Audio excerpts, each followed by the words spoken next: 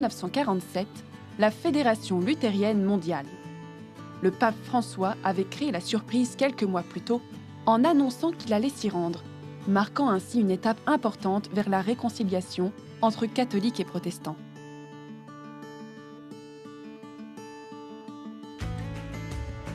Dans toute l'Allemagne, se sont déroulées en cette année 2017 des célébrations de réconciliation. La plus importante a eu lieu à Hildesheim, diffusée en direct sur la première chaîne de télévision, en présence des plus hautes autorités de l'État.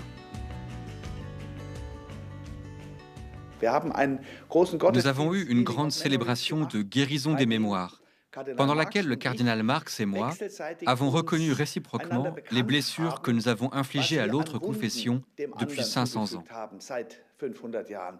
Nous nous sommes demandé pardon et avons demandé le pardon de Dieu. Nous avons aussi dit ce pourquoi nous sommes reconnaissants dans l'autre confession. Chères sœurs et frères, devant Dieu, les uns devant les autres et devant le monde, nous voulons reconnaître notre faute.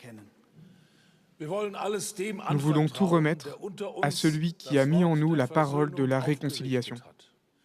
Nous venons devant toi avec honte et tristesse, devant la souffrance qui a résulté de notre conflit. Nous reconnaissons notre faute devant toi et t'invoquons dans notre détresse. Pardonne-nous ce qui nous sépare de toi et les uns des autres. Nous nous tenons sous la croix de Jésus et nous te remettons notre chemin œcuménique.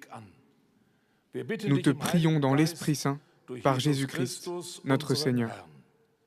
Amen.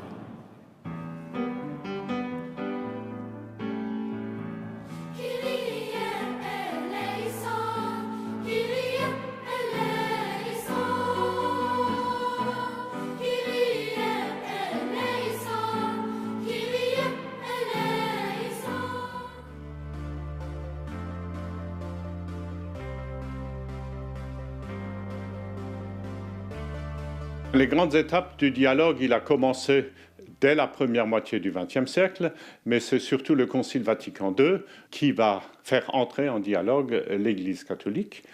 Et ce dialogue commence en 1966 entre les luthériens et les catholiques. En 1967, c'est la première réunion. Cela fait donc exactement 50 ans.